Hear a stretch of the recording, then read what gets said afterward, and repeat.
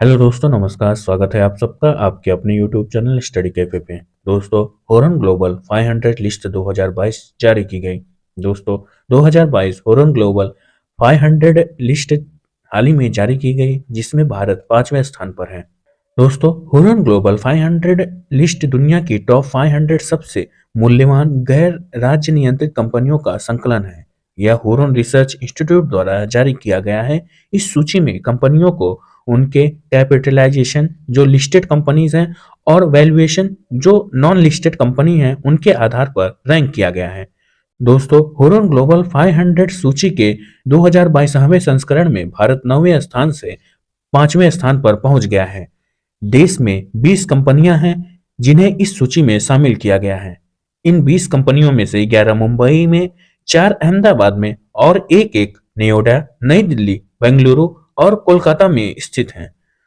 दोस्तों, अगर बात करें टॉप 100 में कौन सी भारतीय कंपनी शामिल है, तो $202 बिलियन के साथ रिलायंस इंडस्ट्रीज भारत के सबसे मूल्यवान कंपनी है।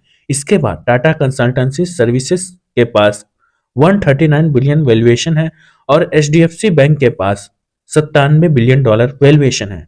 दोस्तों, रिलायंस इंडस्ट्रीज 34वें स्थान पर इस सूची में आती है और टाटा कंसल्टेंसी सर्विसेज 65वें स्थान पर है। इस सूची में टॉप 100 में शामिल होने वाली केवल 2 भारतीय कंपनियां हैं। 260 कंपनियों के साथ इस सूची में अमेरिका की कंपनियां टॉप पर प्रदर्शन कर रही हैं।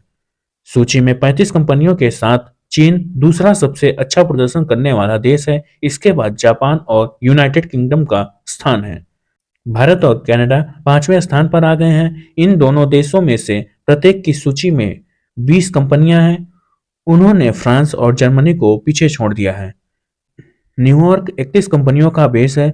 इसे हुरून ग्लोबल 500 की टॉप सिटीज में टॉप परफॉर्मर कंपनियों को बनाता है, जिसमें टोक्यो में 16 कंपनीज हैं, लंदन में 15 कंपनी जो दूसरे और तीसरे स्थान पर हैं, पेरिस चौथे स्थान पर है। वहीं बात करें मुंबई की, तो वो 5वें स्थान पर अपनी जगह पे है। Thank you so much guys.